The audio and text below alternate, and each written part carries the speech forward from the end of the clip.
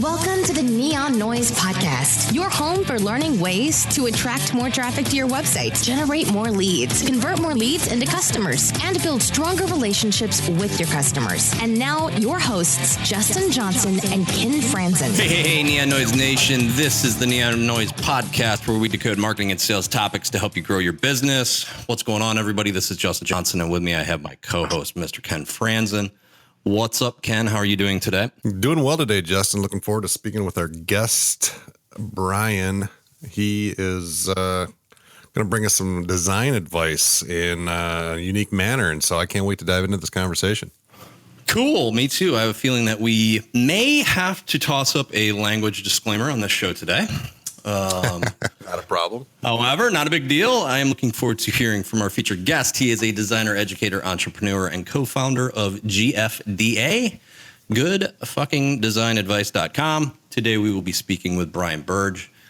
I would typically have a bio that I would go through on our guest at this point, but I think I'm going to just read some of the stuff off the GFDA site instead.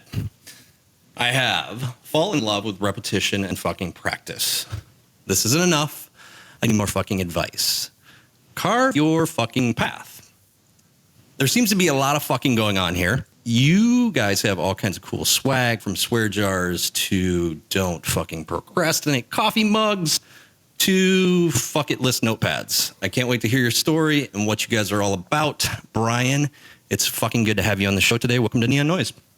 Hey, thanks for having me. It's fucking great to be here. Awesome. Do me a little favor and give me a little background on you. All right. So let's see. I am Pittsburgh, Pennsylvania, born and raised.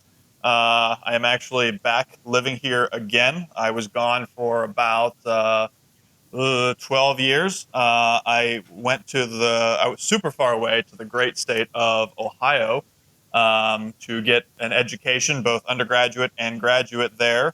And so I went to Kent State University, which in fact is where I met Jason Bacher, who is my current business partner. We were, I'll get into the business stuff in a moment. After that, I lived in Cincinnati for a little while, and now I'm back in Pittsburgh, my wonderful home state of Pennsylvania. So talk to us a little bit about how you guys got your start, because it's an interesting story, and kind of how you got your start and maybe where that's taken you to today. Yeah, sure. Well, clearly it did not very far, because I'm back in Pittsburgh, right? Well, at the very least, I'm not, living in mom and dad's basement yet. But so Jason and I both went to Kent State University, where we had met. There's a year or two difference between us. He's a smidge a bit younger than I am, so we knew of each other in undergrad. But because of the way that Kent State's program works, we didn't really interact a whole lot. The program at Kent is very lockstep in that, you take class number 1, which is only offered in the fall, and you have to pass that with a certain GPA to take class number 2 that is only offered in the spring. So, we'd kind of like pass each other in the hallway, and, we sort of knew who each other were. But beyond that, we didn't really interact until graduate school. So Jason went immediately from undergrad into graduate school, and I actually had taken a year off. I tried desperately to escape the state of Ohio, but that happened to be during the economic downturn in end of 2008, early 2009. So jobs were scarce, and I ended up finding my way back to Kent State to initially to teach as an adjunct faculty member for a semester. Like, they were letting me teach, Photoshop and Illustrator, nothing that you can fuck up students too badly with, without having a whole lot of teaching experience under your belt. And so anyways, that eventually, after that year, rolled into me going to graduate school. And so then he and I were at that point basically in the same classes, the same grade, quote unquote, and interacting a whole bunch. So from there, we were both teaching classes, and the story basically goes, we would go in the mornings and get coffee after Jason's class. He taught like a 7:30 in the morning class, so that would usually wrap up around 8:30, 9 o'clock. And we would go get coffee, and we'd just shoot the shit. We were both some of the only students that had come to the graduate program from undergrad, like within the the Kent community. So everybody else was from somewhere else. And at least at first we were both kind of like, fuck all those other people, right? Like we're the ones that have come from the undergrad program. So, I guess we thought we were special or something. But we're walking back and getting coffee and talking about the challenges of teaching and engaging students and, trying to impart important lessons to them as we went. And so we weren't really serious, but we were sort of joking about like how we could get better, better engagement from our students, get them to pay attention and soak in whatever bullshit wisdom we had. And so we were walking back and we thought like, how could we, get people to pay attention to us more? And we thought, well, maybe we could make like some sort of website where students could come and they could get design advice. Like they could upload their work and there'd be some sort of magical algorithm that would happen, and it would say, like, oh, this part is wrong. Maybe you need better contrast. And in theory, of course, that sounds great, I suppose, but we're neither of us are that smart. We don't have development backgrounds, so coding something complicated like that is clearly out of the question. But as we were going, we thought, well, we could maybe we could make one of those websites that just has like a random piece of advice or a statement or an explanation or whatever. And that seemed something with our small brains that we would be able to actually do. But again, faced with this problem of like, well, our students aren't necessarily paying attention to us in class anyways. Why would they come to a website to pay attention to us? And of course, the answer to that was clearly, well, let's put some profanity in. That'll work. And we said, well, let's limit it to like the F word, and we could say things like "be fucking bold," make the logo fucking smaller. And literally, like on the walk back, we're like, well, what would we call such a website? And I don't remember whose idea it was specifically for the name, but we just both sort of shrugged our shoulders and said, "Good fucking design advice." So we ran back to the graduate studio, and lo and behold, the domain name, www.goodfuckingdesignadvice.com, was in fact available. No one else had purchased it previously or parked it or anything. So we bought the domain and got to work. I started doing some basic design ideas, and I said to Jason, I said, I'm going to make this on like a 4 or 5 column grid. I don't remember what it was. I said, you start putting the code together. And, we were just sort of like, we weren't really sure if the other person was entirely serious. We had only known each other formally for a couple of weeks. So we were just sort of like, all right, well, I'm in 40%, he's in 40%. The sum total of that is 80%, and that's close enough to 100 to say that we're doing this. We're in. So in the very first day, from like literally 9 to 5, we like skirted all of our important graduate student responsibilities of researching and smart people things and writing and whatever else we were supposed to do. And we built this website, and we had I think it was 25 pieces of advice to get started.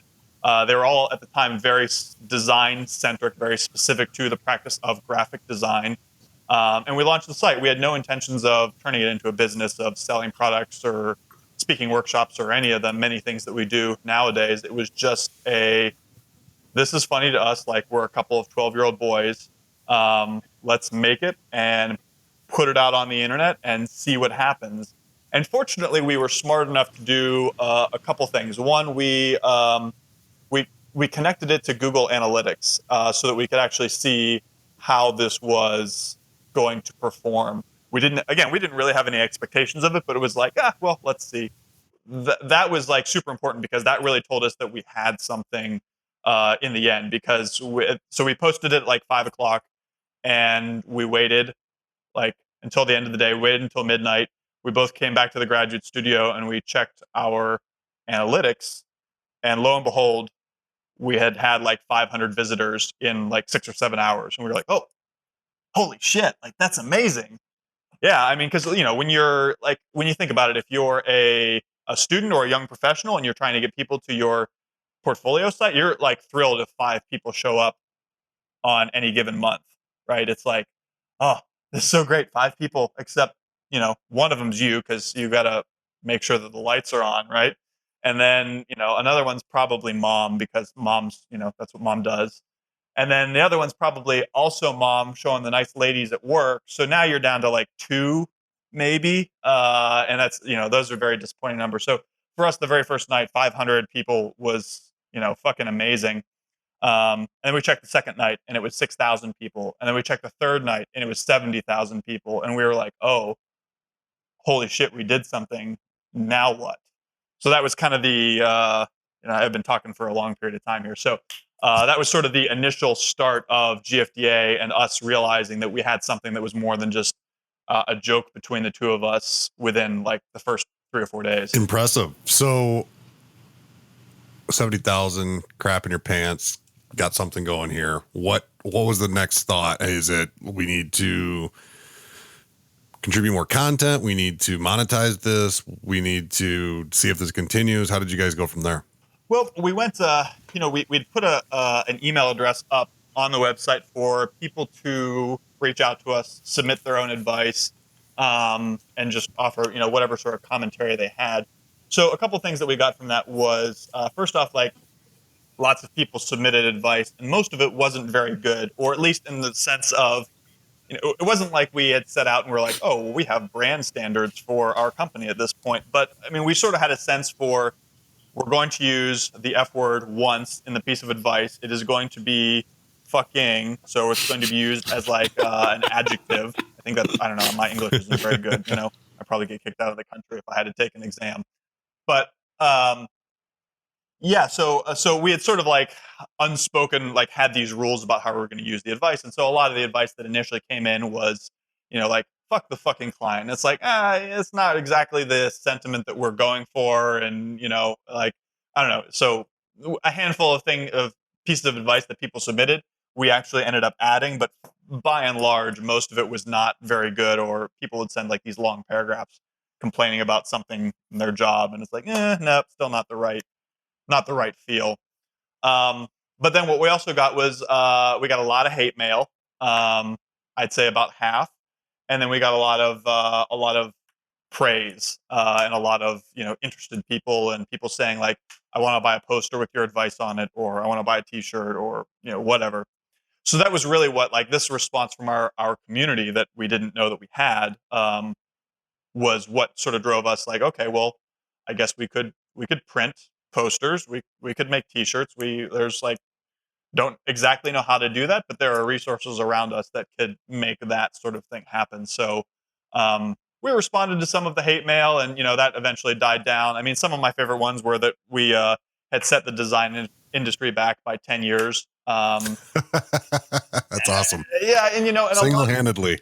Yeah, and I think a lot of people then and now that are offended by our website are either offended, one, simply because of the profanity and they can't see past it, which is, I mean, like, obviously I don't have a problem with it, but that's fine. I get it. There's all sorts of different types of people and backgrounds, and it works for a lot of people and it doesn't work for some others. And that's totally cool. But some other people misinterpreted our message also as sort of a fuck the client mentality, which, I mean, we never have had that type of advice in our listings. So, I mean, that was just sort of their interpretation and not really what we were trying to get at and say. So anyways, but, of the two, 50% hate mail, 50% fan mail, you always have the choice as to which voices you're going to listen to, either internally or externally. So clearly we decided to go with the folks who were, cheering us on. So yeah, that is what led us to start the process of actually making a business and selling products. Although even at the time, once we started into that system, into that mindset, I mean, we were in graduate school. We were like, maybe we'll get a little bit of extra side cash. But for a good portion of the first like 2-3 years of our business, and I'm using air quotes. I know nobody can see me, but I'm using air quotes. We didn't really. It was like, oh, well, this is just a side thing. Well, this is never going to turn into a legit job, career, quote unquote. The advice that you were giving, though, was it the same advice you were lecturing on, but just with a twist, a little shock and awe, throwing some profanity in there that garnered, that was that one notch that made the difference, or was it different advice altogether?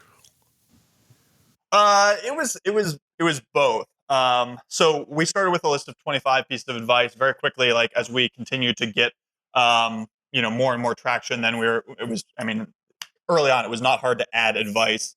A lot of the advice, very quickly, we're up to 50 and then 75 and like 100, 125. We tried to add them in like 25 quantity chunks. Why? I don't know. Just, it feels good. It's like the 10 commandments. It's a good solid number. Um, so we started with very graphic design specific advice, and as time went on, it might have been advice that we were giving in terms of like a critique in a studio class, or a lot of times like we would ourselves be students in a class in the graduate classes, and one of the faculty members would say something, and in a lot of instances, Jason and I were in the same class, so we would sort of like, one of us would perk up and like either nudge or look across the room at the other one and be like, oh, that's a good one. Like, we could put the F word into that. So a lot of the advice over time has also come from our personal experiences, whether it was the experience itself or somebody saying something in a classroom, or a mentor or whatever, and it's like, oh, that would be a good one to put into the site. And as time went on, we realized that we weren't speaking just to graphic designers. And fairly quickly, I think we realized that. But we realized that there were, at first, other creatives, writers, architects, artists, illustrators, like all of those were engaged in our site. But then we also were finding that there's like CrossFit people and military people and fitness folks, and like all of these other demographics that were like enjoying our advice. And so that actually started to change a little bit of the direction of what we were doing fairly early on, because again, our initial thought was like graphic design specific advice. And so if all the advice is numbered, if you look at some of those earlier ones, which we've never wanted to remove anything,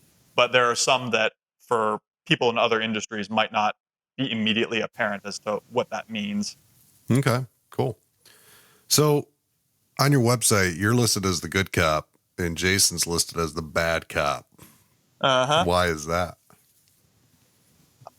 I'm the nice guy and he's not. All right, there we have it. Yeah, it's a bit of the working relationship is definitely like a good yin yang kind of thing. And it's been really beneficial for us because again, jumping back to graduate school, somewhere along the way, like we had all these crazy initial experiences with the website, and the first round of products that we came out with, the posters and the t-shirts, were like huge catastrophes. Just like everything that could go wrong went wrong. We didn't know what the fuck we were doing. Thankfully, we had a lot of friends to help pull ourselves together on both of those notes. But it was somewhere in the first, 9 to 12 months, we said, if we ever get anything out of this, it would be great to be able to go and speak about this crazy experience that we've had. And so, not having any specific speaking gigs lined up or even knowing how to approach that, we thought, well, one of the ways in which we could do a speaking gig, obviously it'll be the both of us, so we should prime ourselves for that experience if the opportunity ever shows up. So since we were teaching studio classes, and at that point we were also starting to do some freelance work together and go to meetings together, we decided that in the classes, like I would hop into Jason's class and we would tag team running critiques, and he did the same in my classes. And it was a good opportunity for a concentrated period of time. Our studio classes were like 2 to 3 hours long, where we learned how to play off of each other and read each other and know oh, I can pick up the momentum here, or like I'm totally bombing on this. Like I'll just make eye contact, like, please take this over. I don't know what the fuck I'm talking about. So yeah, and I think just in terms of how we learned very early on how we were interacting with students and with clients, and ultimately then with speaking, sort of what we felt most comfortable in terms of roles, and so we just sort of have played off of that.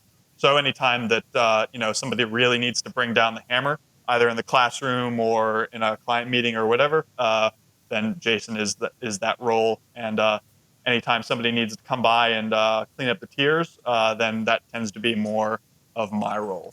All right.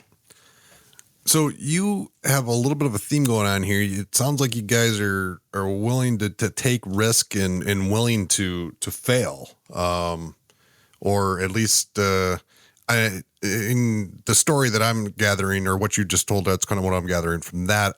And on your website, you talk about it a lot as well. So let's jump in real quick about risk taking. Over the years in the Young Goldfish, we've done some quirky things. I think that some of our clients are like, yeah, I wish we were a marketing agency with a goofy name like Neon Goldfish. We could do silly shit too, but we're not. We have to be conservative because we're in a boring industry. And, you're talking about risk taking in the creative world or taking chances and also learning from failure. In today's age, though, I think a lot of businesses, entrepreneurs are scared shitless of risk because of one, failing, but two, the backlash they might receive, because it seems like anyone farts crooked in the world today that there's there's a rally against you and you have to answer to people. Yeah. And it's fearful. That's fearful alone, just to have to spend time away from making money, doing the money making things we do, to just address that to almost the point where it's no chance takings being made at all. So talk to us your approach risk and how you tackle failure. Yeah, sure. So for us, one thing I will say is that it's not that we aren't regularly scared shitless, because we definitely are. But I think for us, it's the courage to move forward anyways, and just to accept, to become comfortable with being uncomfortable, or used to being uncomfortable, is a frequent spot we find ourselves in. And I think that wasn't necessarily, I know that it wasn't necessarily how we set out initially, like with a deliberate mindset, but it is what has happened. So I sort of touched on our first couple products were complete failures in terms of our production portion. And so I'll give you that story, and that sort of lays the groundwork for why we think about our process and approach the way we do. So the first two products we had were posters and T-shirts, and we didn't, when we started the company started, quote unquote, we didn't have any money, right? We're graduate students. $20 bill goes a really long way to buying beer. So it wasn't like we had this. We didn't have venture capital or, even money, in our own bank accounts to make products. So the first thing that we did was, through a recommendation of a friend of ours, we decided to run a pre-sale for our T-shirts and posters, almost simultaneously launching those. And that was just because we didn't have the money to buy that in advance, and we had no idea how that process really worked. We knew generally, but not enough that we really felt comfortable knowing, this is how this will turn out. So initially we had hired, I'll give you the abridged version of the story. We had hired somebody to do both the T-shirts printing and the poster printing, who was a lateral move, another college student. So despite the fact that we're in a college town and there are more T-shirt shops than there are Starbucks, for some reason we thought it would be a great idea to hire a college student to do this. I don't know. We were trying to save money. We had in our pre-sale we had gotten about $10,000, which was more money than he or I had ever seen in a bank account of the mutually owned or separate. So we were pretty excited about that, and we're hoping to keep as much of it as possible. But as we found out, hiring a college student is not necessarily the best way to go. So we'd done this pre-sale, and we had basically said we will ship all of the products on Black Friday. And it ended up coming down to the weekend before Thanksgiving, and we had nothing from the guy that we had hired, and he basically had just decided that he was going to jump ship. He had attempted a couple T-shirts, and they were terrible, and then just completely gave up on the posters. And so here we were, less than 10 days away from what our customers were expecting, and we had zero products. And a couple things. One, Jason and I are not people to miss deadlines, which we take very seriously then and now. And also, it's a great way to completely ruin your career before you even begin, to create a website called Good Fucking Design Advice, put your name on everything, the products and the website, and then take people's money and not deliver the products. That's just, you're totally screwed if that happens. So we got to work. We got some friends of ours, one friend who knew how to do a little bit of screen printing and had the equipment. And the posters we printed in a 3-day, no sleep, nonstop printing marathon. We had sold somewhere around like 300 posters, I think. And, in the screen printing process, lots of things can go wrong. So you need to print like 400 to make sure that you can make your 300, clean, perfect Helvetica typeset prints. And so we managed to pull that off. Unfortunately, 2 days later, we had the posters cut down. They're like on a 19 by 25 sheet, and the finished size is 18 by 24. And we took them to a company to cut that half inch off on all borders. And half of the posters, the gentleman who was running the chopper chopped the left side twice rather than the left side and then the right side. So then we had to go back and print another 200 posters. Again. So it was like this really stressful, very work-intensive period of like 6 days trying to make sure that all of this came together and that we could send everything out on time like we had promised people that we would. Moving on from there, the first round of coffee mugs that we had made, we thought, oh, we've got it. Like, this product, we don't have to print ourselves or with our friends. Like, we can order product from a company and it will be sent to us and then it's done. And then we just put it in a box and send it in the mail. But we're dumbasses. And we like took the coffee mugs and we're like, oh, well, the coffee mug is this size. And we found these like 4 by 4 by 4 inch cardboard boxes. And it was like a glove fit, like the mug fit perfectly with the handle pressed up against the back corner of the box. And then we put a piece of tape on it and sent it in the mail. And lo and behold, if you ship a piece of ceramicware in the mail, not in bubble wrap, it breaks. So we sent out we bought the minimum order of mugs, which I think was 72 at the time, and like 60 of them broke.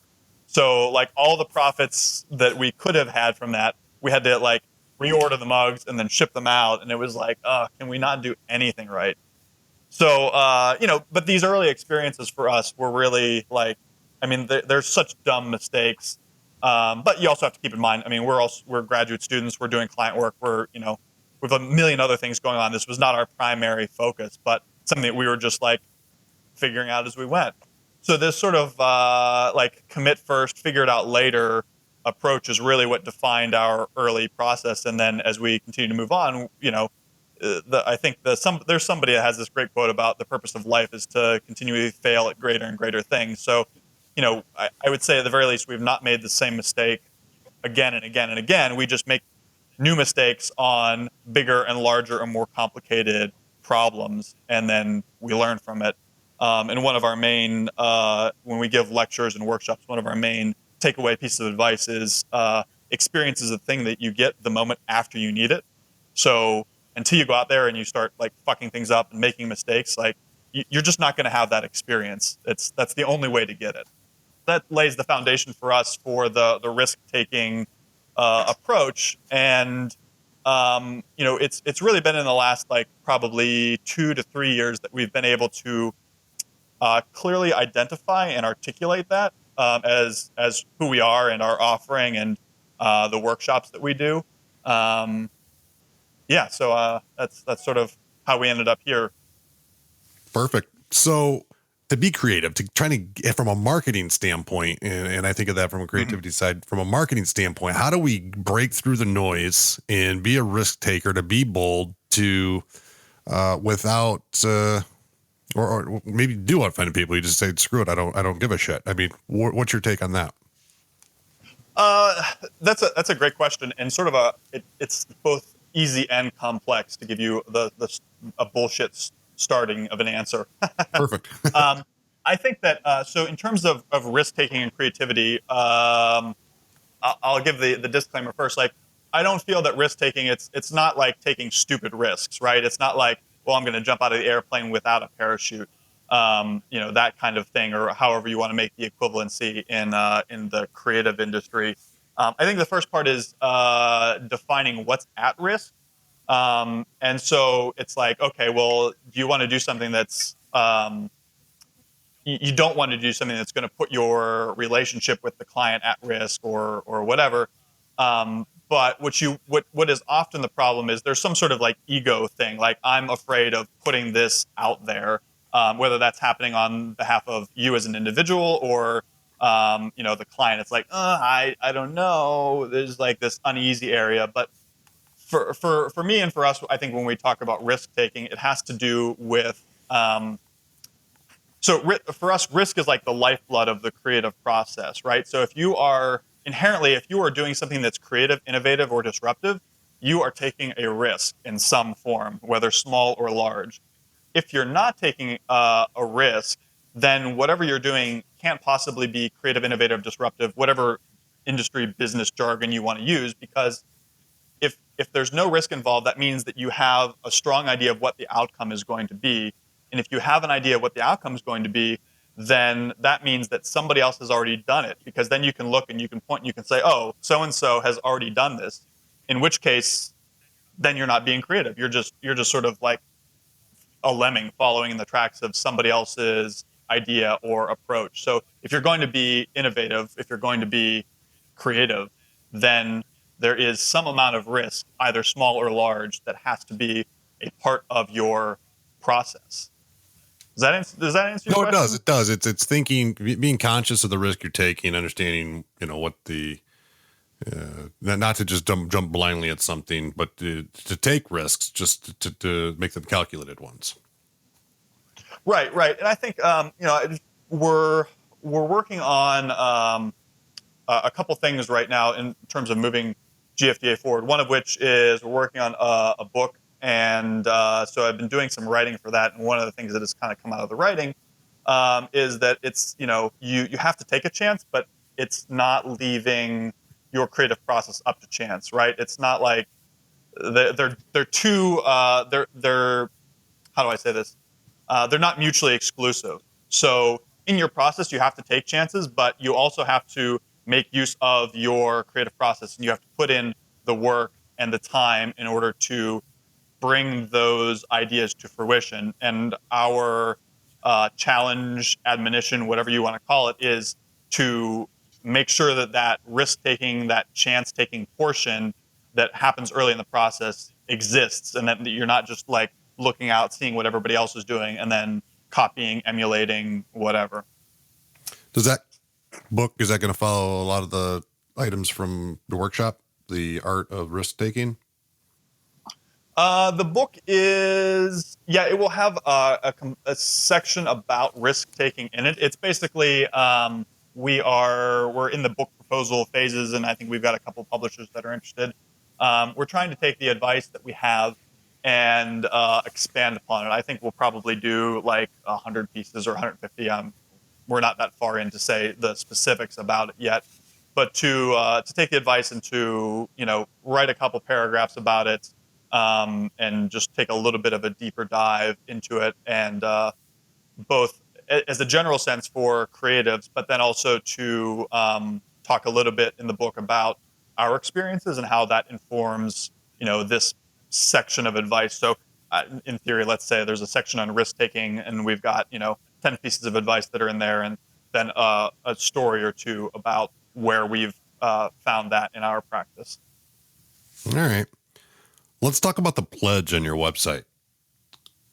Sure. You have what do you want to know about I want to hear the reason you have it, and two, okay. And I'm gonna go ahead and read it off real quick, and then I'm gonna let you expand upon it. It's I blank hereby swear to abandon all fear, to question everything, to trust in myself, to honor those before me as I excel, and to support those who follow as they ascend. I swear that I will never accept another standard for success, as I will set my own measure higher. When I am finished, no one will ever fucking look at blank the same way again. So I love this. This is kind of cool. And you got pictures of people who've taken the pledge, filled it out, and it's on the site. Tell me about this and give me some insights on what it means to you or what it means to others. Sure. That was by the way, that was a brilliant reading. I don't think we need to stop the podcast and start over again, because you like nailed that right there. Perfect. So the pledge was actually one of the very early sort of social things that we had put together. So initially, so we talked about posters, coffee mugs, T-shirts, all that came out, and then we hit a point where we were like, realizing that people were taking photos. And I mean, this is like 7 years ago, and Instagram, Twitter, all those were much more fresh. So people were taking photos and interacting with our social content, and we were like looking for a way to have a little bit more of a back and forth dialogue, and to get other people putting themselves out there and swearing. So Jason and I, like, we came up with, we were like sort of loosely talking about this idea of like, how can we get some sort of social engagement that is free and interactive in some way? And we didn't exactly know what the solution to that was. And it just so happened that I went away for a weekend, and Jason sat down with one of our other roommates who also happens to be named Jason. And they came up with this pledge. And I came back, and like it was like written out and minor tweak here and there. But that was like what made it happen. And again, it was sort of this, with Jason and I, it's always this 50-50 thing. So he sat down and worked with this other Jason Richburg, and had the pledge written. And then I came back, and he's like, got this pledge thing done. You got to put it up on the website and figure out how all the social content's going to work. And that was, of course, the shittier end of the bargain on that one. So that was an early lesson for me that I need to hit it a little bit earlier before him, so that I don't end up on the shit end of the stick all the time. But so we were very early on. I think it was less than the first year when we had put that out. And it was, for us, it was a bit of a risk, because it was like, okay, well, let's put this out there and see if anyone's going to bite on it. And, we put it up there, and then Jason and I took our own photos and, put those out. And then for like a week or two, nothing. And we're like, oh, maybe we're fucking idiots. Maybe we look really dumb. And then we thought, okay, well, let's, so we printed a couple of the pledges off, and we went around the graduate studio and to some of our students, and we're like, here, hold this piece of paper. No. Don't read it. Don't look at it. Just hold that piece of paper. I'm going to take your picture.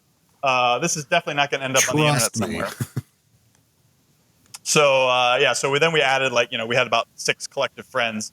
So then there were like 8 photos up there. And, then very slowly, posting started to trickle in. And, I mean, at this point, we've got like hundreds, probably even thousands of submissions. Unfortunately, on the website, we had, we've changed the API for how that loads. So at one point, like early on, it was with Flickr, and then we moved to Instagram, and then Instagram, I think it was a year ago, changed their API. So now there's just like, I don't know, I think there's like 20 or so sitting on there. But for us, it's like, nobody's really going to sit and like scroll through that page necessarily. We're more interested in what the pledge itself means to people.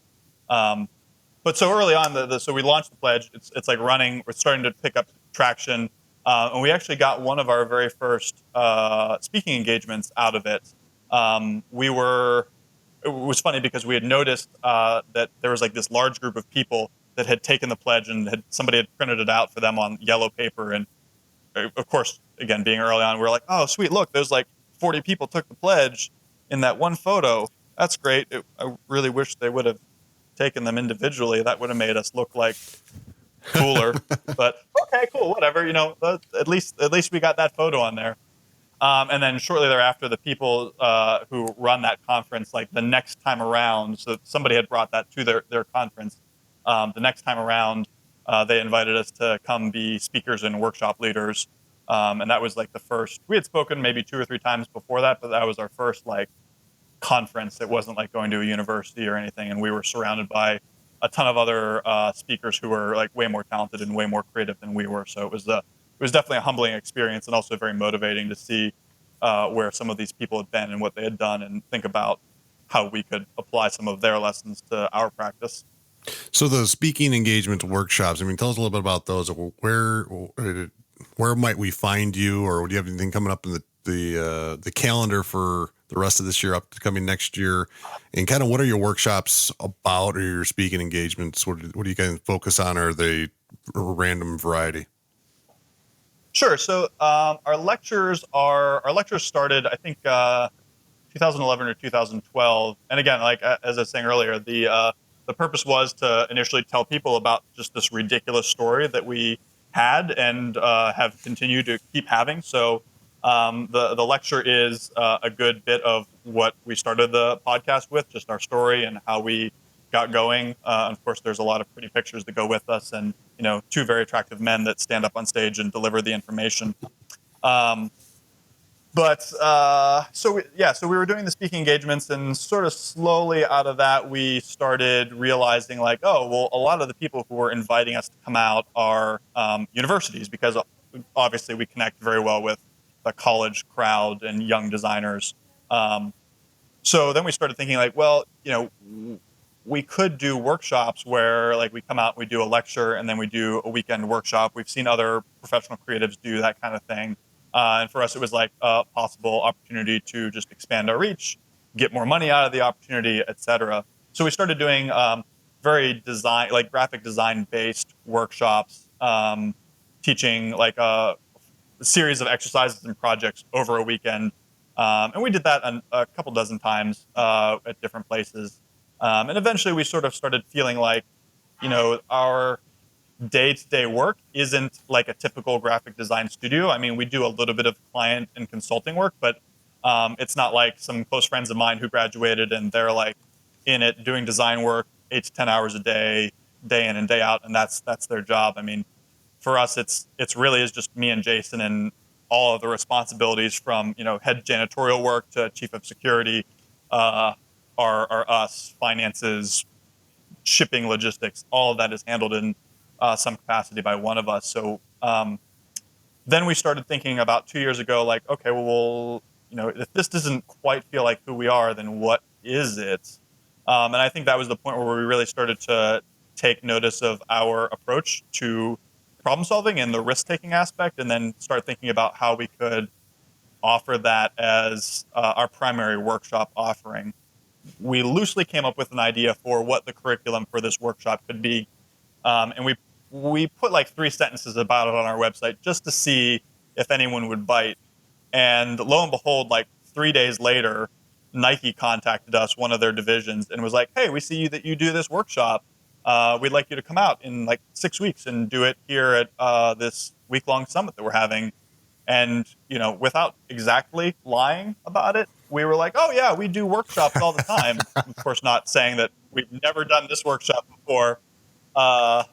But at the same time, it was like, so bending the truth a little bit. But at that point, Jason and I both had been teaching at, the university for me. I think I'd been teaching for like 6 or 7 years at that point, and he had taught for 5 before he moved out to New York City. So, it wasn't like we were unseasoned in front of a group of people as educators in various forms, and of course our other workshops. But yeah, so then that was sort of like the call to action. Like, oh, okay, well, we really need to flesh out this workshop and figure out how we're going to put our money where our mouth is, and create something that's truly a good experience for people. So we did that first workshop for Nike, and it could have been a huge catastrophe, a huge failure, but in fact it was a great success, and they liked what we did, and they had us come back and do one for a different division, and those have led to workshops with other people, corporations, conferences, etc. since then. So we've really been pushing that workshop and that experience as a primary offering that we have nowadays. So I always like to ask, and this is probably more that definitely right up the design alley. What do you see coming down the line? And this is your designer cap coming on from the design world, because I talk with Justin all the time, and then I feel like the design, especially when it comes to websites, is stuck in this weird funk right now where everything looks so damn similar. And I always ask people that are in the design world what they see coming down the lines, trends, anything else that they like, has them excited or has them disappointed. Anything you want to share with us there? Disappointed is definitely that's a good word. I think that we've seen in recent years a very strong democratization of design, and whereas 15 years ago there were not a million WordPress templates or Shopify or Square or any of those services that are offering like good-looking pre-designed templates for people, and so consequently, like, most of the web has started to look very, very ubiquitous, very much the same, regardless of where you go. Because, it's like to code a website from scratch and to have somebody put in the effort is, that's a high ticket item. And for a lot of like very small businesses that are just getting started, the finances just aren't there for, the major design companies to come in and provide their services. And, I think I'm uniquely positioned as a business owner to understand both ends of the equation, right? Like, I'm a designer, I've done client work and, have my educational background and whatever. But then I also have this business owner mentality where like, I see the value in like seeing where every penny goes and, always feeling like there's never enough money and, how can I get something done for a reasonable price, and like where do I drop the money and where do I have to pull back and not put so much money and effort into things. So I understand why that's happening. But I think that, in terms of the web, there's these experiences are becoming more and more streamlined and consequently more and more boring and less engaging. So I think that I don't know. I think the future of design has a lot to do with the content and the experiences, and it's almost a given that things are going to, from a visual design standpoint, that things are going to look good. I think you'll have some key outliers that really are able to do something unique. I think that's going to cost more money, and I think for those people that have the money, it will be worth their investment. But for the smaller and medium-sized folks, I think it's really going to have to be less about thinking exclusively about the visual or the graphic design and more about the totality of the experience, from customer service to, the way that the content is written. Like, it's really going to have to be about the branding is really, I think it's already there, but more and more for even the smaller entities, it's going to have to be about the experience of the place when the place isn't there. So whether you're getting an email from a customer service person, visiting a website, looking at their Instagram, like, there has to be a continuity among all of those things so that it feels consistent regardless of, what medium you're looking at or interacting with. All right, cool. I like the kind of direction you're kind of taking there, going there, because the content component, I think, is something that they still see a lot of opportunity for improvement. Whereas design, you're right, everything looks good, or you expect everything to look good these days. So, yeah, very cool. So frequently it's like you just go to these websites and you can tell, like, it takes like 30 seconds and not even, it takes 10 seconds. You're like, oh, this is a WordPress template. And then it's like, oh, these are like stock images. And it just starts to feel very impersonal. I suppose it's better than, some middle-aged woman who made a card company and is like using Comic Sans. It's like a step above that. It's still not the whole deal. Justin, I tell you, Comic Sans has been out for a while, and you continue to want to use it in our designs. So this is just validation to stop using Comic Sans. Yeah. Justin, we got to talk. Please talk about that Comic Sans ledge. He's that papyrus are two of his favorites, so it scares us. Yeah. What? I love it. Well, there's whatever this new script face is that everybody's using that looks like, somebody did watercolor. Like, we just did the National Stationery Show a couple months ago in New York, and I don't know that we were necessarily exactly the right fit for the show, but it was an interesting experience. And getting to walk around, I can't tell you. There are some people that have some brilliant fucking ideas and great cards and products and so forth, but there are also a number of people that are like middle-aged women that decided with zero background in design, cards, illustration, whatever, that are like, oh, I found the scripty watercolor typeface, and I'm going to put that on a card, and I'm going to run a card company. And so much so that we had a girl who interned with us last year was helping out one of the days at the show. So at the end of the show, we had a bottle of whiskey, and it was like a drinking game. Like, we just walked the show, and every time we saw that typeface, you had to take a shot. So fortunately, it was New York, and I got to take the subway home. Because and I also, fortunately, I didn't die, didn't get hospital drunk. Fun drinking game. I never thought about doing that. Like, that's a good idea for sure. Brian, what has you excited, whether it's in your own business or industry wise right now? What are you working on that's fresh, new? I know you talked about the book, but anything new that you guys got coming down the line that you wanted to share? Yeah, I think so. The two major things would be the book, which is just super exciting because I've wanted to write a book and sort of encapsulate the GFDA experience in that for quite some time. And I think about 4 years ago, we had a couple missed opportunities with proposals. We'd have publishers reach out to us and say, "Hey, we want you to write a book," and we'd say, "Okay, what kind of book do you want us to write?" And they say, just put a proposal together and we'll make it work. It's like, all right. So we write a proposal and they'd come back and they'd sort of do the, we were thinking something more like this. And like, okay, well, that's cool. That works for us too. You could have just told us that up front. We didn't need this whole game back and forth.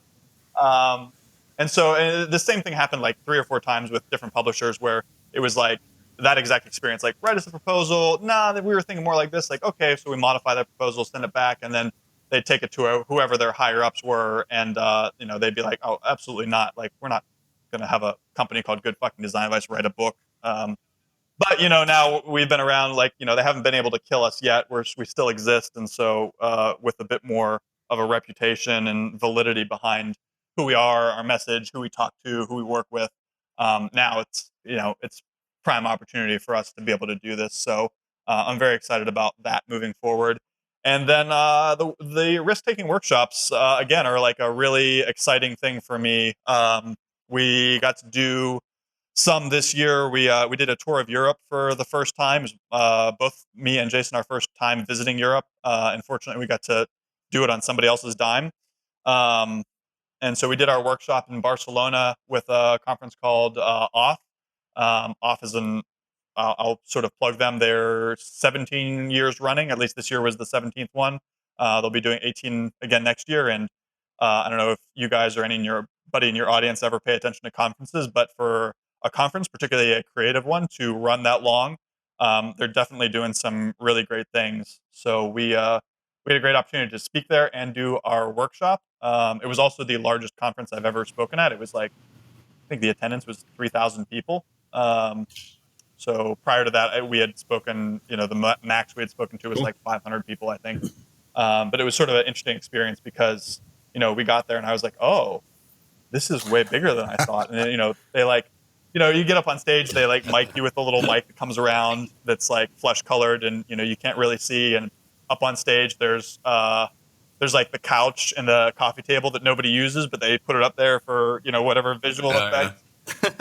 So it was like real, like, oh man, this is the big leagues. And yeah, like, This is it. There's like 2,000 chairs in front of you and then a Megatron screen outside the design museum for all the people that want to eat hot dogs while they listen to you talk. So that was definitely an experience. So we got to run the workshop there. And then we did it again, in New York earlier this year in, I think it was June, for the 99U conference. And so, it's that part is picking up steam, and I feel like every time we give it, it gets better and better, and the exercises that we're doing get more and more creative, more and more risky.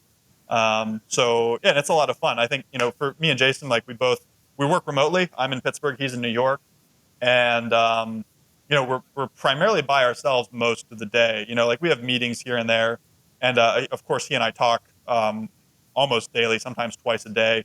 But you're sort of like in this secluded environment. So for me personally, like I love going out and doing the workshops and doing the lectures because it's like, oh, there's real human beings out here, and it's also very fulfilling for people to tell you how much the content that you create means to them and how it's impacted them in different ways. So you sitting by yourself for like 6 months and then you go out there and you get to give a lecture or something, and someone's like, I finally quit the job that I've hated for years because of an email you sent out, and I'm so much happier with whatever I'm doing now. Like that makes it all worth it.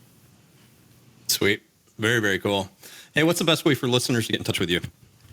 They can email me personally at Brian, Brian, at gfda.co. There is no M at the end. Or of course you can visit the website, goodfuckingdesignadvice.com or gfda.co if you don't want to type all of those letters. yeah, any of those. Or if you've got a set of tin cans, you want to try to make that work. I'm flexible. Whatever works, right? Good stuff. Hey, Brian, before we say goodbye, if you had one piece of parting advice for our listening audience, what would that be? Oh, man, everybody always asks this, and I gave you my good one earlier, so I'll just repeat it again because I like it so much and because sometimes I'm boring and unoriginal. So I would say, the main thing is experience is the thing you get the moment after you need it. So until you go out and start just making a fucking mess of everything, you're not going to get what you need to move your creative practice forward, whatever that creative practice is, whether you're a designer, an entrepreneur, or writer, I don't care. You've just got to start doing the work and be okay with it being shit for a while. And even once you're doing the work and it starts turning out good, you'll have days where it's shit again. And it's like, that's totally okay. Right. It happens to everybody. Good stuff. All right, Neon Noise Nation, we hope you enjoyed our conversation today with Brian. Be sure to go over and check out his website at goodfuckingdesignadvice.com. Brian, thanks again for being on the show today. Ton of awesome value. Neon Nation, the show notes from today will be available at neongoldfish.com/podcast. Until next time, this is Justin, Ken, and Brian signing off. Neon Noise Nation, we will see you again next week. Thank you for listening to this episode of the Neon Noise Podcast. Did you enjoy the podcast? If so, please subscribe, share with a friend, or write a review. We want to cover the topics you want to hear. If you have an idea for a topic you'd like Justin and Ken to cover, connect with us on Twitter at Neon Goldfish or through our website at neongoldfish.com.